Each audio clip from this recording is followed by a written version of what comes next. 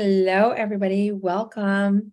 Can you hear me okay? We're going to get started in about 1 minute. Thank you all for being here.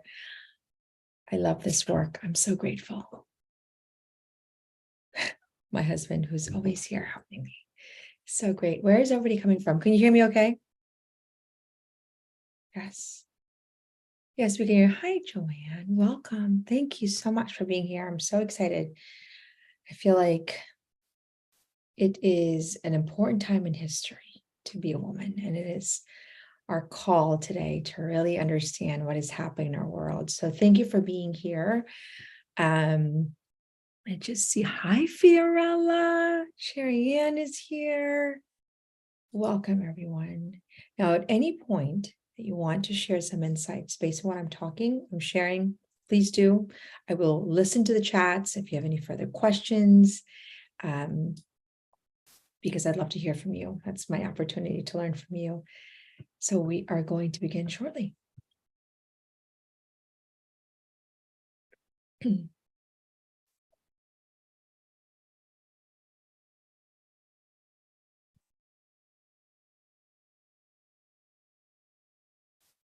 Welcome, everyone, to How to Be a Woman live webinar. I know it's sort of like, what is this How to Be a Woman? It's the same idea that Matt Walsh is saying, what is a woman, right?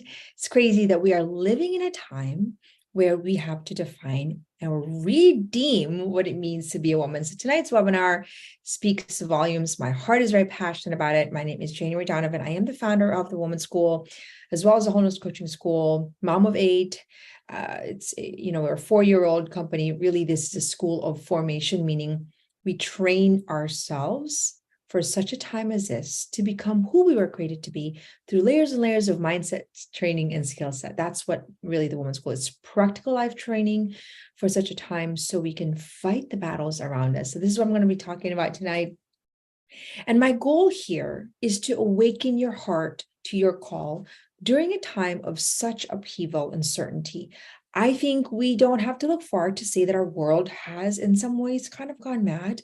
There's a lot of uncertainty. And I think that you're here in this time in history because you have an irreplaceable call to contribute who you are to this world in context of our story in this time in history. And I also believe that every woman has a universal and unique call. Universal to all of us, we're all called to contribute something meaningful during this time, but also it's unique to us. And I think that we have to discover that.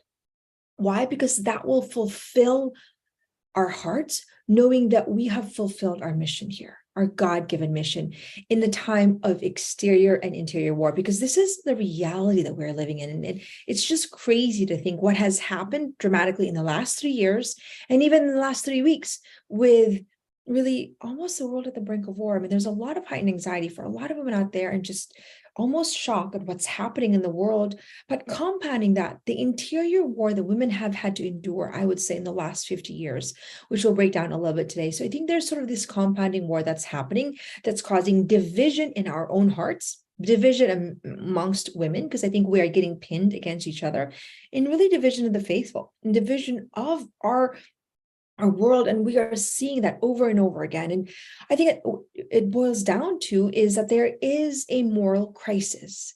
The exterior war that we are seeing in our world right now is really a moral crisis. There's corruptions in our institutions, in our governments, in our media company.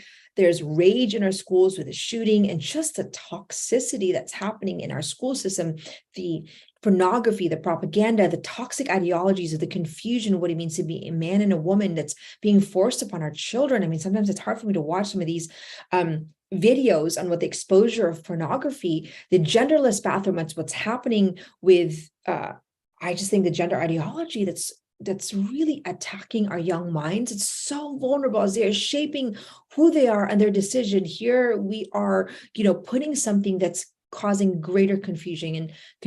And also, this is what I'm passionate about, this idea of birthing parent and chest feeders, because we have a government that's trying to eradicate motherhood as though it is no longer sacred, that anybody can be a mom. No, mothers, have to be women. And I think that the sinister agenda to really devalue mothers is so corrupt. The corruption of the human person, and it's leading to chaos in our homes. Our homes are chaotic. I mean, if you look at your average home, do you know that 30% of Americans are no longer opting for dining table? There's no dinners. Our homes are chaotic. Nobody likes to be home.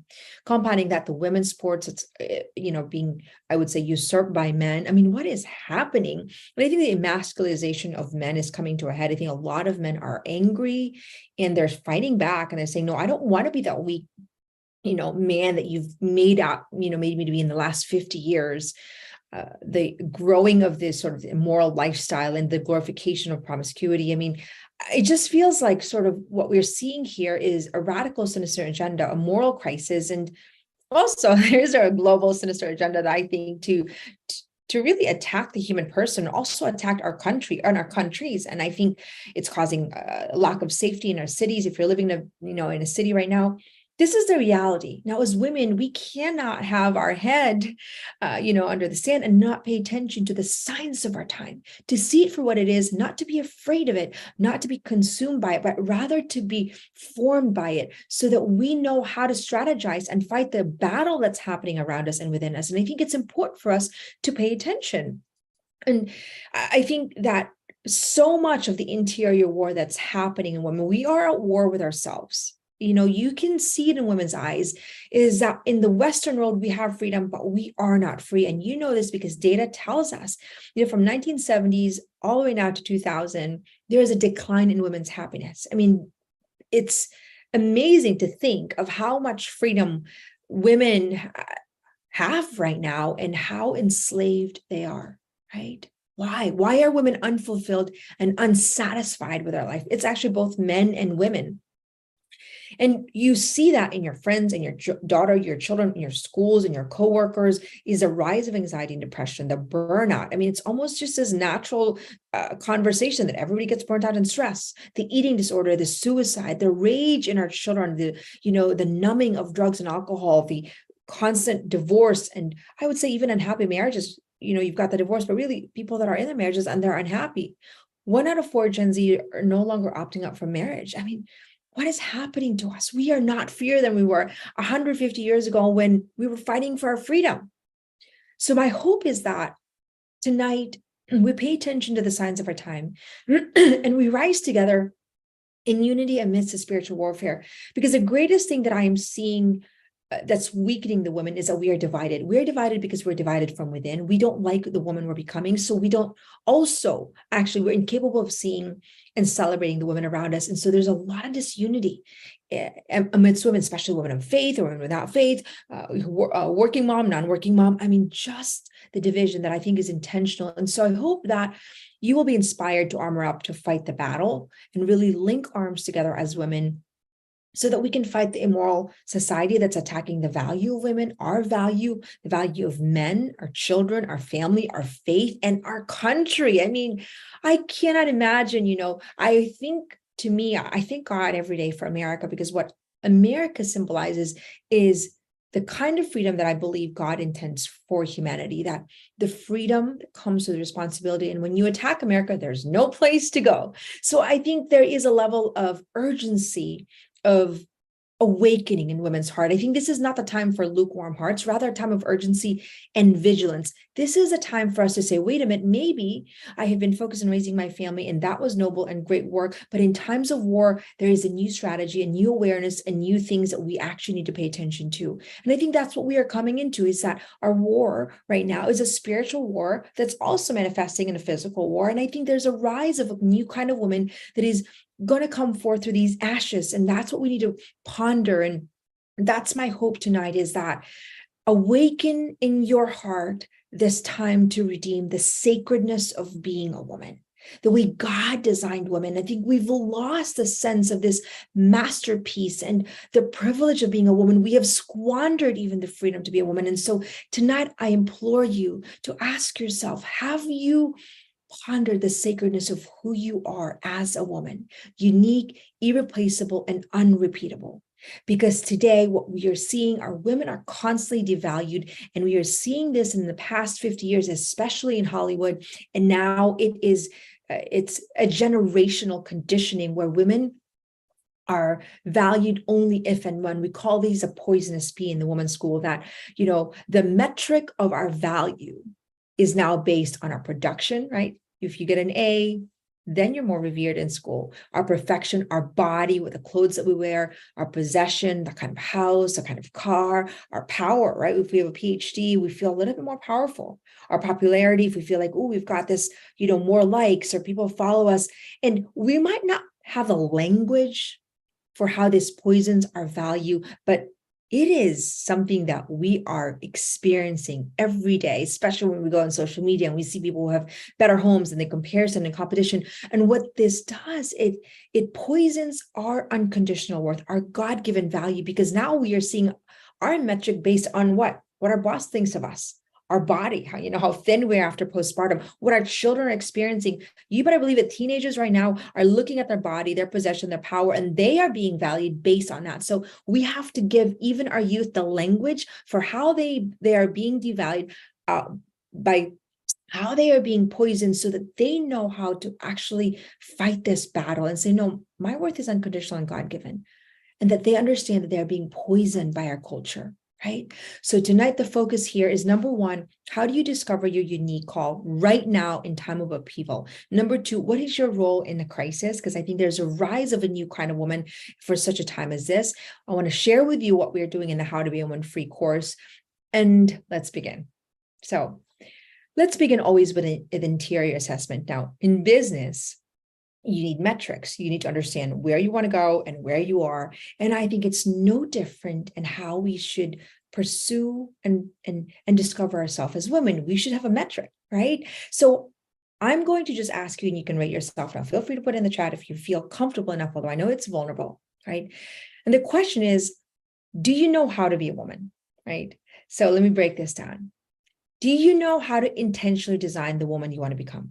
If you say, you know what, I want to be generous, I want to be clean, I want to be healthy, I want to be orderly. Do you know how to do that? Rate yourself 0 to 5. No, somebody taught me how to do that, Jenya. I think I know how to design myself or redesign myself over and over again, right? Number two, do you know how to take care of your body, cause and effect, to study what you eat, to study how what your food is connected to what you're thinking, study your emotion, how your emotion is impacting your attitude, and how your attitude is impacting your home, your work life? Do you understand, or do you know how to take care of your body? 0 to 10, 10 being yes, 0 being not so much.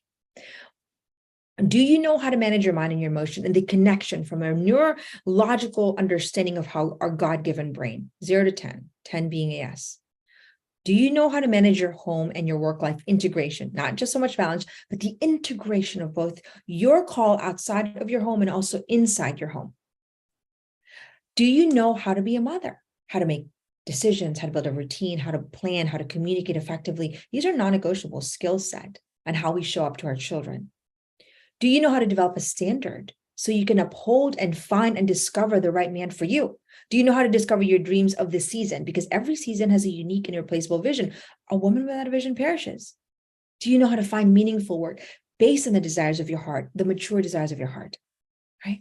Now, if you look and you think about it, I'd love for you to even share with me how these questions make you feel. Who taught you how to do this? Because the false assumption, we don't necessarily say it out loud, is that just because I am born a woman, I know how to be a woman. And it isn't true. We know our grandmothers to be a great cook, but then we don't know how to cook. We know maybe our grandmother to be so poised and polite and beautiful, and you see that strength. We haven't inherited. Why? Because our world has massively changed. It's a lot faster. It's a lot more distracting. So the assumption that we know how to design the woman we want to become is a false assumption in a world that's dramatically distracting and fast. Now, I want you to look at this wheel in the center. I want you to look at you as a child and you as a woman right in the center, right? Do you know how to design the woman you're becoming? Do you know how to design your health? How do you want to be? How do you want to show up in your health? Everybody desires optimal health. Nobody says, well, I don't want to be healthy, Jen. But do you know how to design the integration between your thoughts, your mental health, your emotional, your physical, and spiritual? Because what you're thinking impacts your emotion. If you're constantly ruminating negative thoughts, you start to get anxious, and then you get hijacked physically, and what? Spiritually, you are hijacked. You cannot pray. You cannot discern, right? And then how do you know how to find the right friendship? right? The purpose of friendship is what? To help us be, to help us journey to becoming who we were created to be, to find that standard of friendship, to know how to hold our friends accountable, to know how to be a friend. Do you know how to show up in your intimate, sacred space, your intimacy, to communicate effectively, to honor the man in your life, to hold a standard of accountability? Do you know how to discover your deepest desires and your passion so you can maximize your potential and contribute to the world? Whether it's your career, your home life, your both, or your talent? Do you know how to manage your environment? Our home life has been so under attack, right? I love this idea that it's going around dirty kitchen equals good mom. No, it does not necessarily equal a good mom. Order is part of how we make ourselves actually create disciplined children. So order is not, it's not one or the other. Who taught you how to clean your kitchen, how to manage your mind in your home, how to discipline your children, how to do it all cohesively in context of your health, in context of quality friendship, in context of your intimacy? Do you know how to actually budget? The way we define wealth in the women's school is an abundance of your time, treasure, and talent. It's not just about money. It's resources for the sole purpose of generosity. You don't make money just to be full of yourself. You make money so you can give more of yourself. You acquire, resources so you can have more time to spend with the people you love, more time to give of yourself and our family life. So the assumption is that we know how to do this, but it isn't true, right? Because most of us are just trying to figure it out as we go, right? Isn't that true? We're just doing the best that we can with, I think, what we know how, because we haven't been trained, right? Think about every other profession. If you think about the doctors, soldiers, CEO, lawyers, Olympians, teachers, years and years of training. And yet the most, I would say the foundation of all these different professions is who you are as a woman. And yet there's no training, right? To help you design the woman you want to become, the mother you want to become as a little girl, because I think that the training needs to be, progressive. It's not like you learn it overnight. Our world has evolved, but the training on how to be a woman has not. Today, we lack the training necessary to become the mother, the woman, the friend, the wife that we want to be. We lack the mindset and the skill set training that we need to actually preserve and evolve the next generation. Because what we have is a generational crisis. If you think about an anxious mother, guess what? You're probably going to see an anxious child. So what we are seeing is a generational crisis as a byproduct of an untrained woman. Because make no mistake, to design a life that is whole, you need to constantly renew your mind, train it, expand it, and develop skill after skill after skill. I feel like every child, I need to learn new skills. I need to layer my skill set. It's like a promotion, right? From vice president to president, you need what? New skill set. From one child to two child, you need a skill set. And that's really what I think is so missing in our life.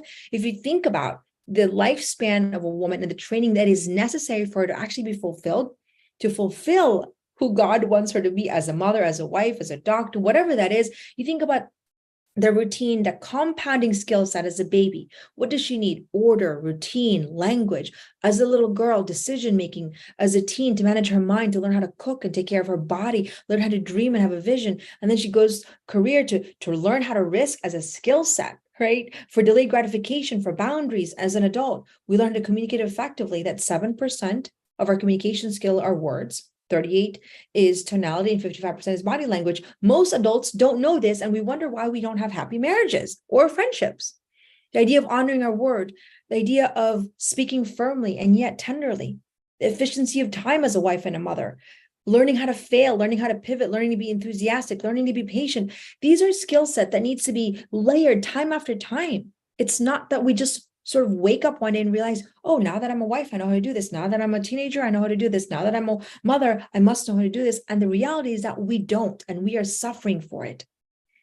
Can you imagine if we intentionally trained women how to be a woman? Imagine the quality of a woman's life with compounding training. Imagine how she shows up as a wife. Maybe we would have less divorce. I would almost guarantee it. If she knew how to train herself with these skill set, as a friend, as a mother, in her home, or maybe a business owner, a teacher, whatever profession you want.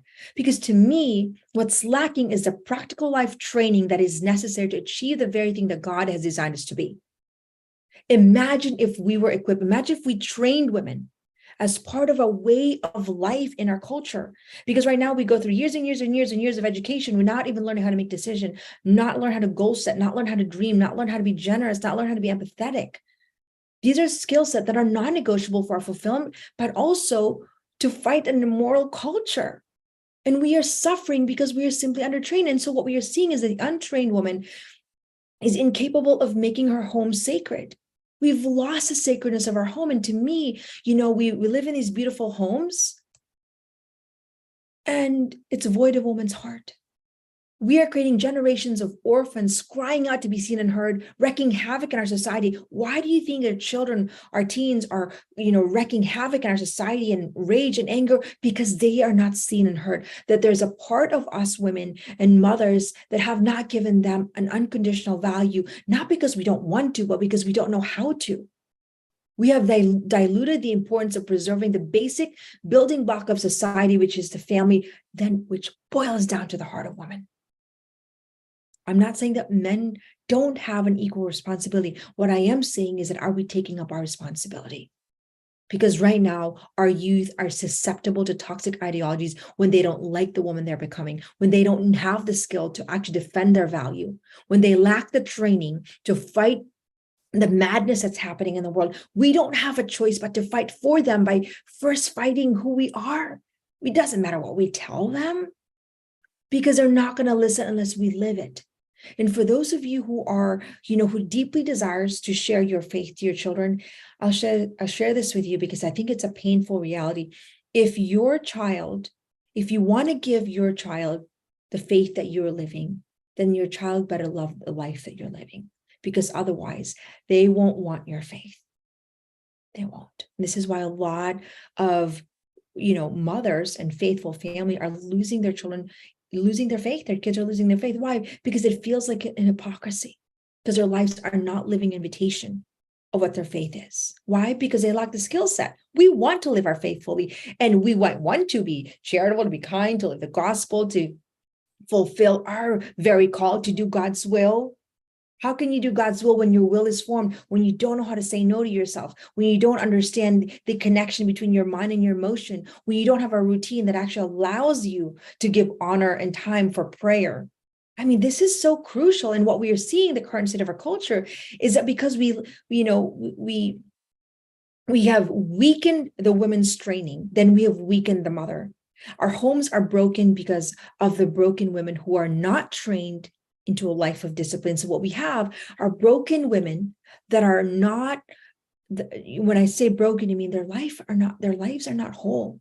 And now these women are going into schools, they're going into communities, businesses, media, politics, and guess what? They cannot say no to the temptation of a moral life. Why? Because they're broken inside. And what we are seeing is a world that has become so immoral, and perhaps we have a responsibility to strengthen the woman, because right now our idea of a strong woman means she has money, she has fame and fortune. No, that is not what makes a woman strong. We have weakened the woman so much because we've entitled her for a lack of discipline and training. And this idea of discipline, hard work, training is almost a lost language. When I train women, I use the word discipline, I use the word hard work, I use the word responsibility. And every now and then I get one pushback and say, Junior, don't sell them on training. They're not going to want that. Don't sell them on responsibility. They're not going to want that. And it's precisely because they have forgotten the importance of those words, and they're too weak to say, I want that. Show me discipline, show me order, show me responsibility. That now our world has gone mad. So we need a new language. We need to retrain women how to be a woman in a world that has constantly attacking her value. Because today, your average woman is overwhelmed simply because she is undertrained. Why is there no school on how to be a woman? This is obviously what the mission of the women's school is. We need a school that teaches women how to be a woman, gives her the practical mindset and skills that she needs for such a time of war, spiritual warfare, because the alternative is that we lose the woman. And that is what's happening. Women who suffer unnecessarily are incapable of fighting the spiritual warfare out there. We're just trying to get our families together. We're overwhelmed at home. We can't do laundry. We're complaining about the laundry. We're complaining about our neighbor. We're gossiping. We cannot even see that the world around us is burning. We are incapable because we are suffering unnecessarily, because our lives are undertrained, not at a fault of our own, but because our world has not given us the infrastructure to train ourselves to layers and layers of discipline that we cannot even fix our own home to have greater capacity to actually fight the battles outside. This is not the time for lukewarm hearts. This is not the time for us to be quiet. This is not the time for us to sit back and watch Netflix. This is a time for vigilance and urgency. This is a time for training women how to be a woman. When we look back at the history of women, 1800, in the 1800s, when they were fighting for women's rights and freedom and the right to vote, we have so much to thank the feminist movement for the freedom to actually have equal opportunities in the marketplace. I feel like in spite their woundedness and the flaw of humanity, of the brokenness, their brokenness was the reason why I am here, why you're here, why you could vote, that you could have a voice. And honestly, to me, the feminist movement gave us our God-given freedom, because prior to that, women were not allowed to work. We're not allowed to have a voice in the marketplace. And my question is, how could we how could the women back then fulfill who God created them to be if they were bound by the law of society, right? But now what we have is the freedom in the Western world to do whatever I want, whenever, with whomever I want. I can do anything, right? Freedom without responsibility. That is the age we are in, and we are feeling the repercussion of an irresponsible woman who understands that she can, and she has, so she does, because she is undertrained. She has no capacity to actually refrain herself, to understand that freedom is not free unless she takes responsibility and who she needs to become. This is the world we're living. It's the age, right, of irresponsibility. So this is why I think there's a rise of a new movement. There is a new movement towards interior freedom. We had freedom, we fought for it, right? And we wrestled through it. And there was a lot of, I would say frustration and yes, imperfect. But I think the new woman and your average woman right now who's seeing the world, not average as in their capacity, but you're the silent majority of women, understands, what? I like the freedom. I am grateful for the fact that I am free to vote and to own properties, but I also am resisting this freedom that's causing such an immoral society that I am not responsible for the life of a child, for my family, for men. I can do whatever I want. Women, the majority of women right now are saying, no, I don't want to sign up to that kind of freedom. I want freedom with responsibility. What women are aching for is interior freedom. This is a new movement that is forging. And I want to just think, I would say in darkness, light can come through. Because right now we are seeing such an immoral society that our hearts are actually grieving and awakening to the reality that if we don't do anything, then we are responsible before God. And so now it is a privileged time for women, because there's a new movement, women, and saying it's not just about having freedom, it's about being free. And this is the interior freedom movement, because women are suffering because today they just don't know how. They don't know how to be free. They don't know how to command of their freedom. They've never been taught and they've never been trained. It's like giving a child free reign in your pantry and not giving him the skill for delayed gratification. Oh, yes, they're going to eat all my children will eat all, the sugar in the pantry, right? It's that restraint. What kind of woman is this? Who is she? For such a time as this, that she understands that freedom is not free. I mean, can you imagine the kind of woman that's coming through these ashes? And who is she? She knows how to be a woman. She understands the privilege of being a woman, because crisis, in times of crisis, is a brilliant opportunity to redeem what we have taken for granted, which is the sacredness of being a woman. Crisis means turning point, and this is where we are. The turning point is that women are being erased.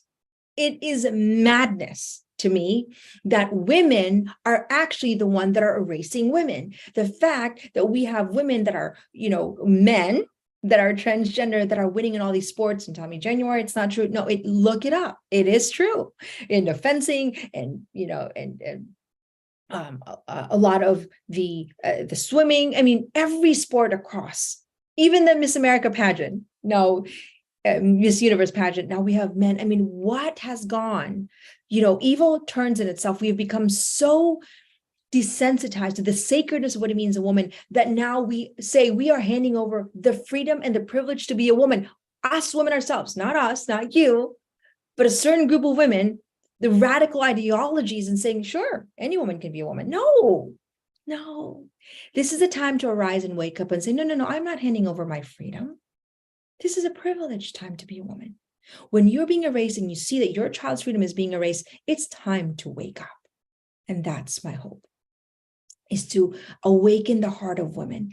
And maybe we've been lukewarm. Maybe we've been living a life of mediocrity. And this is not a fault of your own. I feel like I am, this last 3 years, I have grieved my own lukewarm heart. I've awakened to the madness of our government, our world, our industries, and our church. And what happened, right?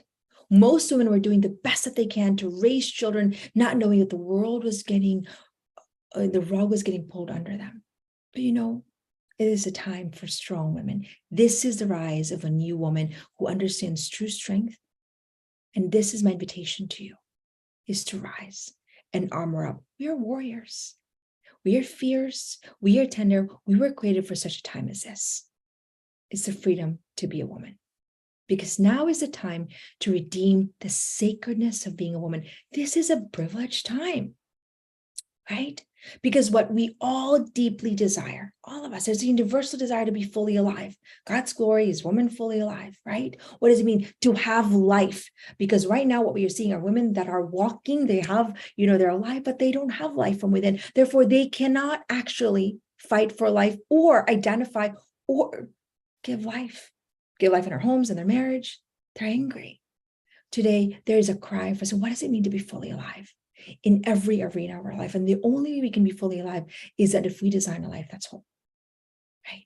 Woman fully alive means that there's a new movement that's rising of woman that is whole. It's not just becoming the best version of ourselves, rather it's becoming a whole version of ourselves. Why? Because your mental health impacts your friendship, your wealth, your intimacy, your physical health impacts your family, how you show up. If you're too tired because you're not eating healthy, it impacts the way you show up for your children. It impacts your ability to dream. It impacts the way you take care of your home. We are not a disintegrated human being. Every part of us is intersected. It's integrated. And we need to learn to see with eyes of wholeness, because it is through wholeness that we can actually give women the capacity for sustained generosity and the capacity to fight the world around them. We have to get our own home life in order. We have to become whole. And I love the word wholeness because it comes from the scripture, be perfect as your heavenly Father is perfect, which is telesio, which is actually means to be whole. And that's what we need to look from within and design the woman to become, develop that interior freedom so we can be whole, so we can fight our spiritual warfare around us. And I think that's the desire of a woman heart, to be fully alive in every arena of our life, our marriages, our home life, that we love the woman we're becoming, that we feel healthy, that we know we can say no to ice cream or rice for me, that we have quality friendship. But how? And that's the question. How? How do you become the woman you want to become? How do you become who you were created to be for such a time as this? It's like running a marathon, right?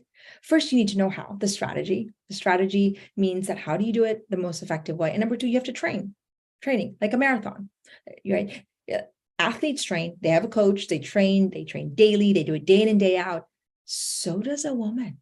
We ought to train as athletes because this is the Olympics of our lifetime. Oh, good and faithful servant, that's what I want to hear when I die, right? Is how do we do this and how do we do this together, right? It is a time for us, right, to understand that we form ourselves. And I love the idea of formation because that's what we teach in the women's school, is a formation of both our mind, our body, our spirits. It's the chiseling of our soul. We form ourselves so we become fully alive, so we have greater capacity to fight the spiritual warfare around us. So I want to give you 10 ways that you can learn how to be a woman. You ready? All right. It's exciting. Isn't it exciting? It's a privileged time to be a woman. And I love the idea that you and I were born for such a time. Right? So how do we do this? Number one, we need to rediscover or discover our unconditional worth. Your worth is God-given, that if you understand how your brain works, your aptitude, your personality, you were born in a unique time, that you are irreplaceable, you understand that you are a rare human being and that nothing changes your value, nothing. That we need to wire this neurologically using a reticular activating system. I love it because neuroscience has given us evidence to actually own our unconditional worth. Right. So we neurologically, it's like creating a language. And we, in the women's school, we practice the process of repetition. We call it a rewire formula. It's like learning a language. It's like learning French if you speak English. And what you're doing is you understand that your worth is not for sale. It is unconditional. It's God-given. Therefore, you don't have to worry about the poisonous pea, right? The poison, your power doesn't change your value, your possessions, your perfection, what you can produce, your popularity, it doesn't change your value. So you're free to show up. Right? Because your worth is unconditional. It's God-given. And we use a reticular activating system to rewire our own understanding of our own self-worth. And that's so beautiful. So we have this rewire formula that we teach in the women's school called WR3, and you repeat it every single day, right? It's not the only thing that you do, but you repeat it every single day. So you learn a new language to protect your God-given value. Here's the script. My worth is unconditional and God-given. What I offer the world is unrepeatable and irreplaceable. What you can do, no one can. So let's really rewire that script over and over again. Number two. Okay. Number two is we have to identify the wounds that are holding us back from being fully alive. We have to study our patterns of pain.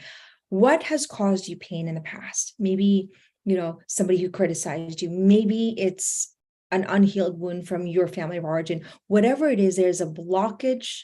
And so what we need to do is pay attention to our patterns of pain and our response and identify it and really go to bat and heal, because it's holding us back from fighting the battles. It's like if you have a gaping wound and you're like, yes, I'm going to go to war, and you've got a gaping wound, you're not going to be able to fight that battle. So what we want to do is take responsibility in healing, right? Because we need to for such a time of war. We don't have time.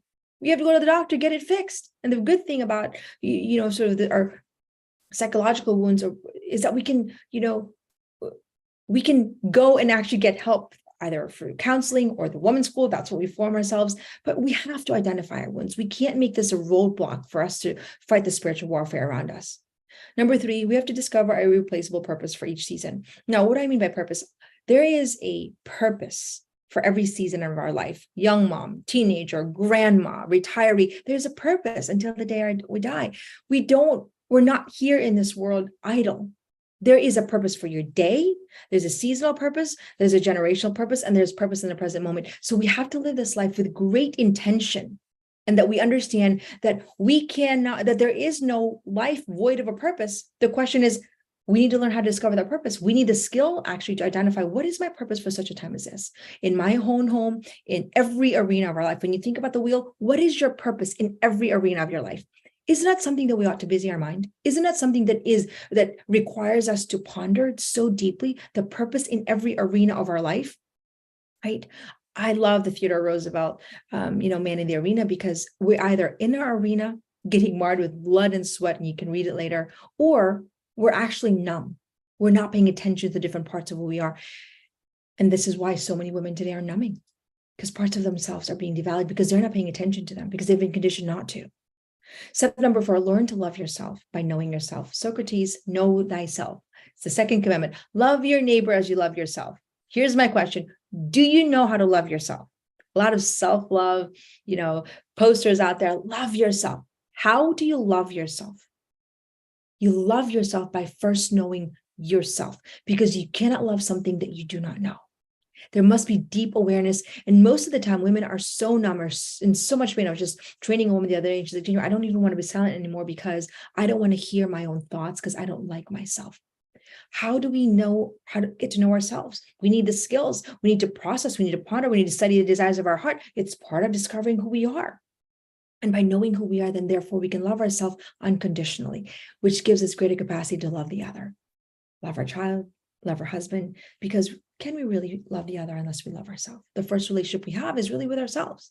And yes, our God, our creator, but with ourselves. It's the foundation of our relationship. That's a skill set. How many skills do we need to learn to love ourselves? Number 5, discover our deepest dreams and desires, and the desires of our heart. Be a woman of vision. You have desires and you're either indulging in it or you're inhibiting your desire. Both are unhealthy, for lack of a better word. It causes a lot of rebellion.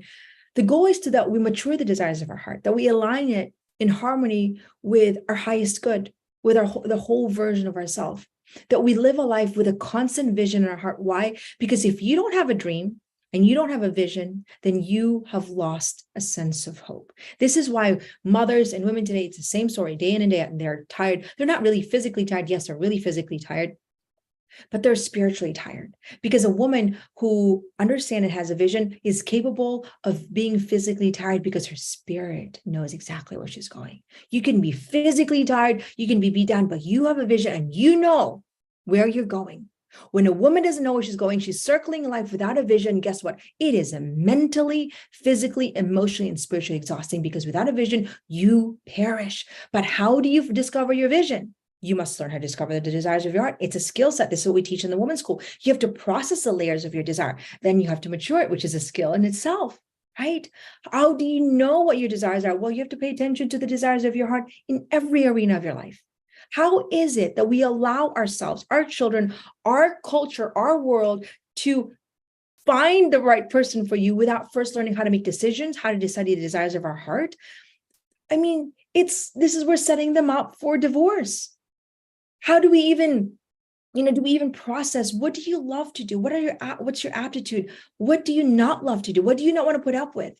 And this is something that we as women have to be vigilant every season of our life, because as we grow, so does the desires of our heart. We mature. Maybe you used to like, I don't know, this kind of home, but now you realize, I really just want a peaceful home. It used to be that I like fancy home. As you mature, so does the desires of your heart. It matures and grows into wisdom. So we have to study the desires of our heart so that what? We discover the dream. How do you know that Mother Teresa was called to work in Sisters of the Poor? Because her heart told her so, right? But her heart needed to be purified and needed to grow in maturity. But to inhibit the desires of her heart inhibits her call. Number 6, raise our standards in every arena. Understand the importance of boundaries and setting the right expectation. I was just talking to my children today, because dinner is sacred in our own home, and sometimes we have a lot of things going on. But understanding the standards that we as women are able to set and reset in every season, because we need to reset it.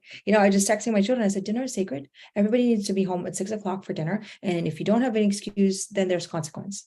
The standards in our marriage. How do you allow your husband to talk to you? What's your standard for yourself and the way you talk to your husband? Do you make fun of him? Do you criticize him? What's your standard in friendship? Do you speak ill of your friends? Do you dream with your friends? What's your standard in taking care of your body? Do you eat healthy? Do you know how to manage your mind? Do you ruminate thoughts? And January, I just can't do it today. My child, one of my children, she's like, I just can't eat tomato and it's really hard. And I just thought, I could just sort of bypass that. But if I can't get her to eat tomatoes and how hard to eat tomatoes at 8 years old, how is she going to be prepared to actually be resilient in a world where she has to do hard things and things that she doesn't want to do? So I'm like, no, we're going to sit here and learn how to eat tomatoes, because we need to learn to do challenging things. And if we can't fight and overcome our challenges for the tomato, it's going to be a tough world. And that's kind of what's happening. Our children today are weakened because we have entitled them to say, oh, it's just hard. We've become so emotionally conscious about our children's feeling to a point of a fault. I'm not faulting, because I think we need to pay attention to our feelings, but to what end, right? It could be the very thing that cripples them. This idea that, we are in our period, therefore I am entitled to be rude, mad. No. You don't get to spew your negativity just because you're in your period, right? This is my standard in our own home. What is the standard that we set in our own home for order? What is the standard that we set for ourselves in our own order, making our bed, or how we shower, how we show up every day? I always say to my children, I said, honey, I want to have a standard where I want to look beautiful for your father. I want to have a standard where, life could be that I show up as a sign of reverence and respect for you. Because I want to make my life attractive to you, so I can sell you chores, moral life, virtue, and my faith. And we have to do it strategically, right? There is a standard, and women today have lost the reverence for a life of a standard, and mainly because they actually don't know how to develop their own standard. We're not teaching standards in school. Where do you learn how to be polite? There's not even, etiquette skills. I told my daughter, I said, listen, I'm going to pay you. I want you to learn how to teach etiquette school, because right now there's a crisis in our youth, and basic etiquette, common sense, not common practice. And I told her I said, I want you to create 8 lessons of etiquette for a teenager. Go find it. I will pay you for it. I'm like trying to find reinforcement to teach and train my children to develop a standard in every arena of her life. What are you eating? How are you studying your food? What is, when are you working out? What are you doing with your mind? The other day, my daughter said, Mom, I recalibrated my expectation. And she was talking, I said, what, you focus and expands, Mom. I know. And I was really focusing on, something really negative, and I made it more dramatic. I used hyperbolized word. I mean, she's 12, right? And I'm not saying this to kind of exonerate myself. I'm saying is that these are skill set that we all need for ourselves and our children that really isn't sort of something bonus, but necessary for us to what? To fight the external battles, right? So what is the standard that we ought to uphold for ourselves in every arena of our life? We need to be studying the standards. We need to be looking at role models. What are their standards? And we need to be harvesting from them. I mean, this idea of comparison and competition has lost our ability to learn and gain wisdom from women. We've become so divided because we don't like ourselves. We don't like parts of our life. And so we then what? Feel insecure about other women. We have got to retrain ourselves out of those insecurities, retrain ourselves to compliment other women, to break down our idea that we're only valuable if and when, because that's a root of a lot of comparison competition, but so we can harvest good from all women, because every woman should serve as our role model. Isn't that the way of life? Isn't that the way it's supposed to be? And that everyone, whether we like the things that or we don't, we can harvest from them. This is what we need. Women who are fueled by wisdom. Why? Because they have the humility to learn from everyone around them that they are not a know-it-all. And they have the humility to learn from a child, from a teenager, from a man, from every woman that they walk into. This is the kind of woman that we need for such a time as this. The idea of being prideful, knowing, that I know, or I'm just going to shove my faith down your throat because I think I've gotten it right. It is not working. Our lives need to be a tender invitation towards truth, beauty, and goodness. And that requires a lot of discipline and intentionality. Number 7, learn and acquire new skills over and over again so that you can achieve your God-given potential. Because if you don't have the skills to make decisions or perhaps manage a routine, maybe you were created to build an orphanage, but you couldn't because you just didn't know how to manage a routine. You just didn't know how to manage your mind.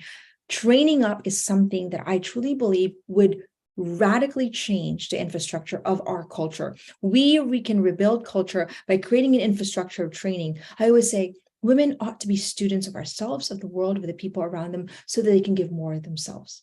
Why? Because we cannot teach unless we are students. And I think every woman is called to teach. We are to live a life where our life become a walking example. We are called to be teachers in the way we live our lives. We are responsible for everything that we say, do, and think.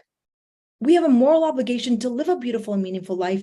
What? Not so we can bask in our own perfection, but so we can bring light into the world as part of our call. And inevitably, it's also what fulfills us. This is the kind of woman that we need right now, is a woman who's willing to develop herself personally. And, I often get clocked, especially for those women of faith. It's like, January, you can't, the personal development world is all about you. And I said, yes, it's true. Maybe the personal development world has had a reputation of developing themselves for the sake of themselves, which is why the idea of personal development is you're being repelled. And I had a question today, a woman said, to say, well, can you really develop yourself?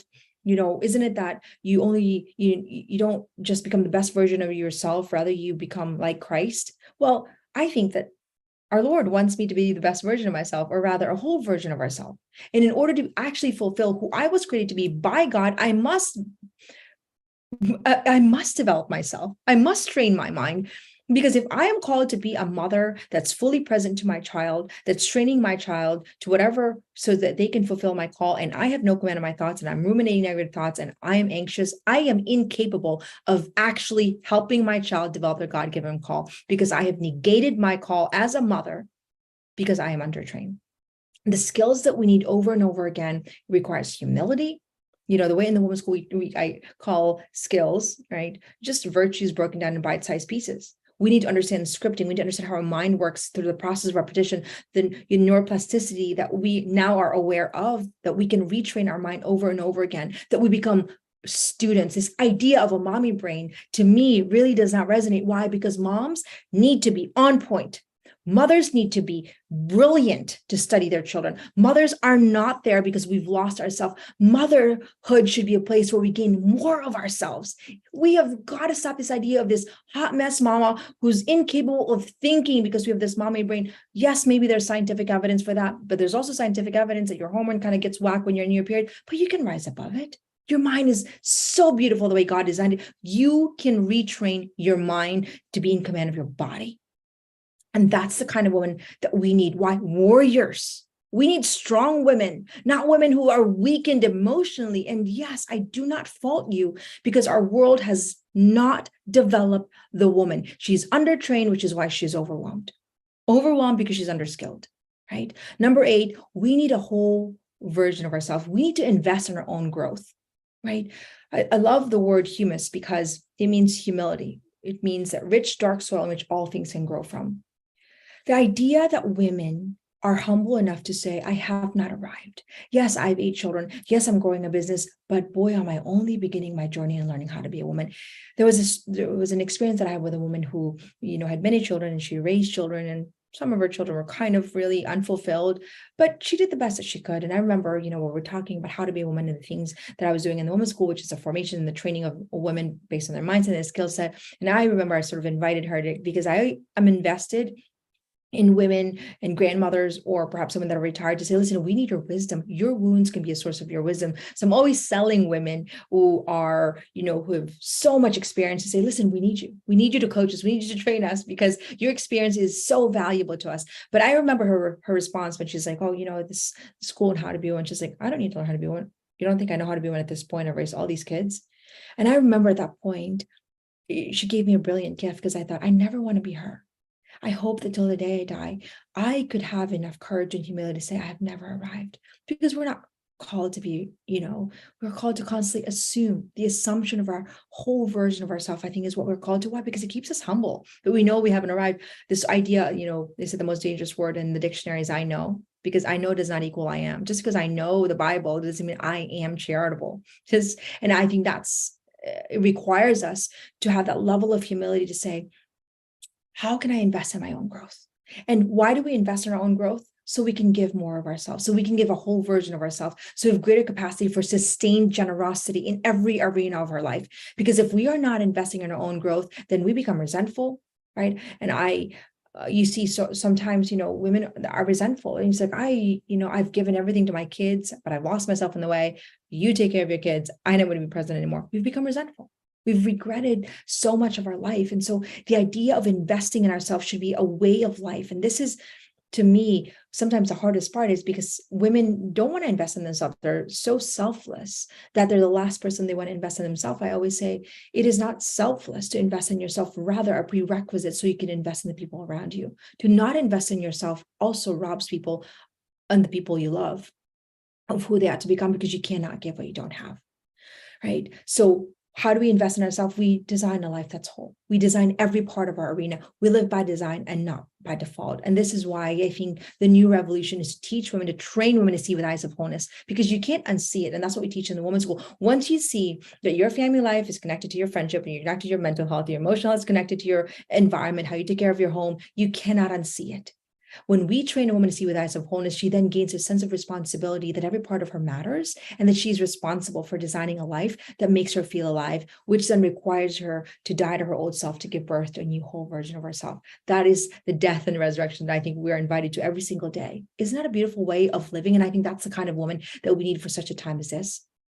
And number 4, we need to clarify our role in society, because I think the role in a society of women have been so convoluted, especially with how the feminist movement has evolved, and I think has robbed us of our true role in society as mothers. Because I think women's voices and contribution needs to be in every facet of society, not usurping men, rather, in collaboration with men, complementing, men. But I think the idea that men can be when men can be, I can't even get it straight, to be honest, I think robs us of the sacredness of what it means to be a woman, but then also robs us of our role in society. And I think this is where we need to hold our ground, live our life so beautifully and profoundly with humility, where we can live our extraordinary, our ordinary life in a very extraordinary way.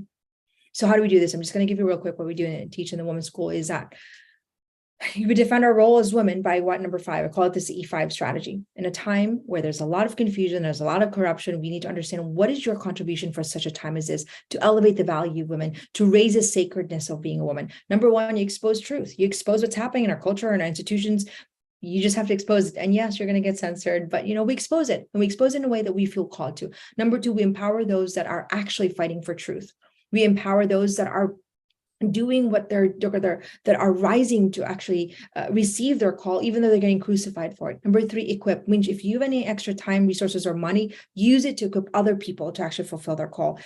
Donate money. Number four, encourage your friends and your family to fight the spiritual warfare around them. Don't just see the world for what it is. Study. Right. And number five, educate, which is what I am hoping to do in the women's school, is that we train women. We have to educate women and expose them, but then educate them, because we can only complain about what's happening in the world. We have to train. And that's what I believe the education is that we have to study the signs of our time, study who we can be, study ourselves. So that we can actually fight the immoral culture that we are now living in, fight the spiritual warfare around us. And you just pick yourself, you know what? I've got extra money. I'm going to do E3. I'm going to do E5. A lot of the women in the women's school or the homeless coaching school, they're educating. Right? And they're empowering women. And lastly, pray. I think that what we have right now is a spiritual warfare. And yes, the women's school is, a formation for our mind and our body and our spirit. But I truly believe that women today are desperate for God. I think that in a moral society that is void of God is doomed to fail. And I think we're at a brink in America where freedom is really being usurped, our God-given freedom. And so what we need to do is, I always say, work is everything dependent on you, St. Augustine, and then pray is everything dependent on God. So we have got to pray. We understand that grace is on our side, and that we have to cooperate with grace by training ourselves. And that's what the women's school is that at the end of the day, we have to get on our knees, and that we have to believe that we were created for such a time as this, and there's grace in this call, in this season of our call. And that's the invitation for you. So how do we do this? Well, we learn how to be a woman. And that's what we teach in the women's schools. So if this resonates with you, and if you're saying, January, I can see it, I know I'm seeing the world burning, what can I do? Then I invite you to learn how to be a woman.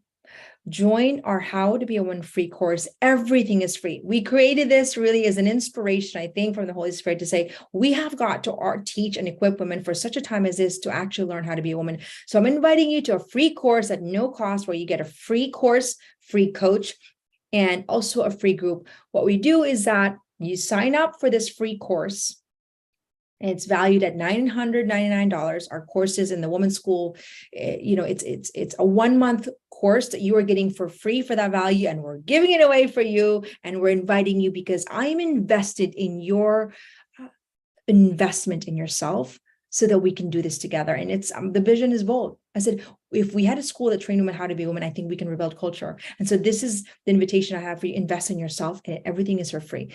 You invest and you choose a month. Right.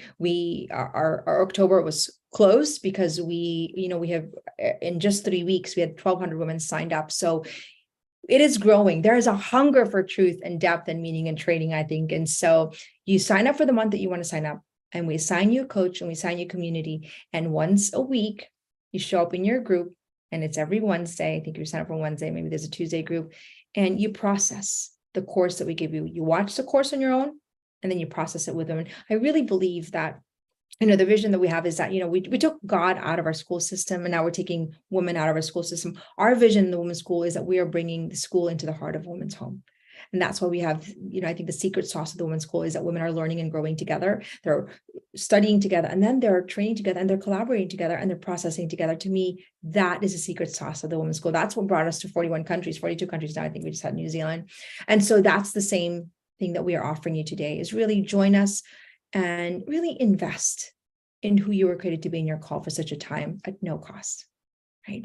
So it's really about armoring up for this battle. And what is this? To me, this is the invitation I have. It's a 4-part process where every single week we have I would say a deep intention of giving you the tools that you need. And week 1, we're going to teach you how to define what a woman is. We're going to talk about why are women hurting? Why are you hurting? How do you protect your self-worth? How do you discover your purpose? And how do you learn to love yourself? On week 2, we're going to talk about the desires of your heart. How do you discover what you want and don't want? How do you raise your standards? How do you discover your dreams of the season? How do you get what you want? How do you understand discipline? How do you rise from failures? On week 3, we're going to teach you how to design every arena of your life. How do you integrate and learn to see with eyes of wholeness? How do you design your self-image, your health, your friendship, your intimacy, your contribution, your environment, your wealth, and your family? How do you design that with great intention? And how do you become a confident woman based on competence. How do you start over? And then last on week 4, we teach you how to defend the value of women. And so we equip you with the right skill set and say, now is a time to not be lukewarm. This is a time for defending. We give you the skills and the tools. And I bring a lot of awareness in this course. I bring a lot of hope in this course, and really a sense of responsibility and awareness to the woman. Say, this course ought to awaken your heart to your call to armor up for such a time as this. And all this are you for free. So the invitation for you is to please, you can sign up here, go to howtobeawomanfreecourse.com. You will be taken into a survey where you can pick the month that you start. And also you will be prompted with also your coach reaching out to you. Please share this with every woman that you know and you care about. This is a response to what's happening in our world where women are being erased, and that there's, I would say, such a moral decay in our culture. So I hope that you armor up with us and you do your part to really say, now is the time to armor up and defend the value of women for such a time as this. I hope to see you in this work. I hope that you fight your own battle as a woman. And I truly believe that if not us, then who? If not now, then when? We have a unique and irreplaceable call for such a time as this, to fight the spiritual warfare that is upon us. And I think it's time for the new kind of woman who knows who she is, who understands her value, and is steadfast in defending the value of women. Thank you so much.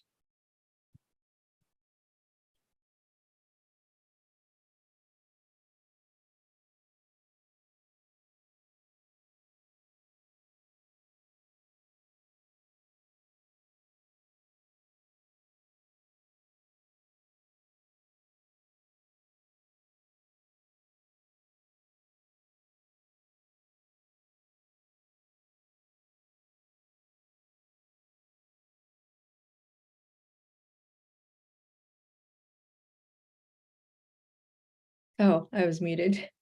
Thank you for sharing, Ayla.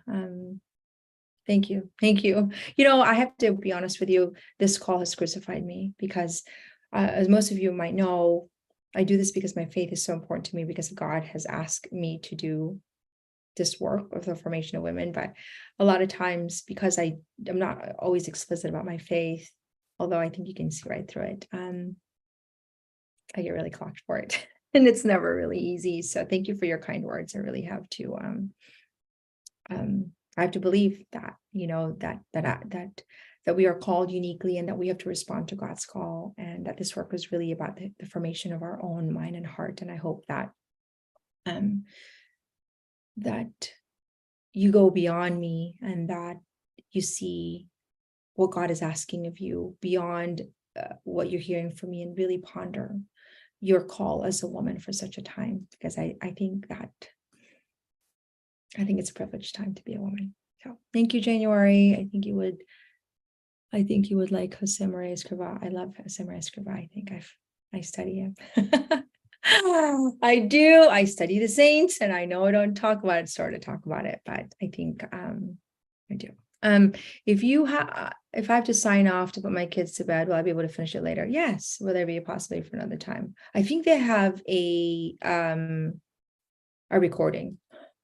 My limitations is they call me the tech queen, which is really kind of sarcastic because I don't have any tech skills. So anyways, if there's no other questions, thank you all for being here. I hope to see you in the women's school. I hope you share this mission. It's all free. My daughters are taking it, and it's really amazing to see them, and they're 12, 13. Some of them, it's a little bit kind of like, some of those things are might be a little bit kind of over, but really, I think that, I think some of your older children, I think, are ready for it. So, thank you all for being here. What made you make it free this time? A great question. So a lot of times women are resistant, I think, to investing in themselves. What we do in the women's school is human formation. We form the woman, right? So she can value the sacredness of who she is as a woman. And so what we're doing is that we're inviting women to get a taste of formation for free, because I think that it gives them a window to what it's like to actually be a student. And if they want to, that they can continue with our New Woman Masterclass. It just gives women a taste of what it's like to study themselves, to bring awareness, because most women don't know what they don't know. So it's free, but I also think that it's free because I think the course itself brings so much value to women.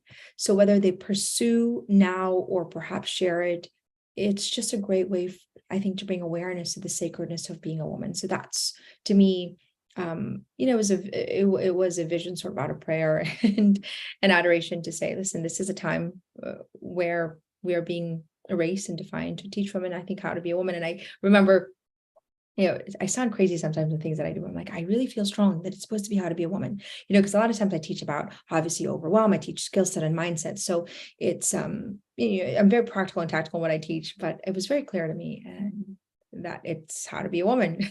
So, so yeah, I think that's where the inspiration is for free. And I think that the course itself should awaken the hearts of women who have faith or women who don't have faith. I think it's based on moral truth and natural law. So that's the goal there. Thank you so much. I have to put the kiddos to sleep. This was golden, inspiring, recognized. Dio grazie. Good night, dear friend. Fiorella, amazing. Thank you again for everything. You're my prayers. Thank you. Prayers are such a gift from God. So anyways, if there's no more questions, thank you all. Have a great night. I hope to see you in our school. Please share this webinar. Please share it somewhere. Thank you. God bless you. And armor up, because we are in a spiritual battle. And I think that women's voices are going to be needed for such a time like this. And I truly believe that we have a call to rebuild culture. So God bless you all. Good night.